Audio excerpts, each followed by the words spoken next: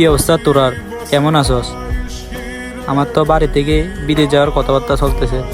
তুই গেলে তো ভালাই, আমাদের মধ্যে থেকে একটা আপদ বিদায় হইলো। আচ্ছা থাক তোরা, আমি তাহলে যাই।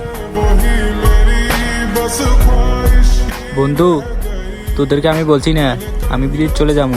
আমার তো পাসপোর্ট চলে এসেছে। পাসপোর্ট তো এই মাত্র আসলো, এখনো তো বিদেশ যেতে অনেকটা দেরি আছে।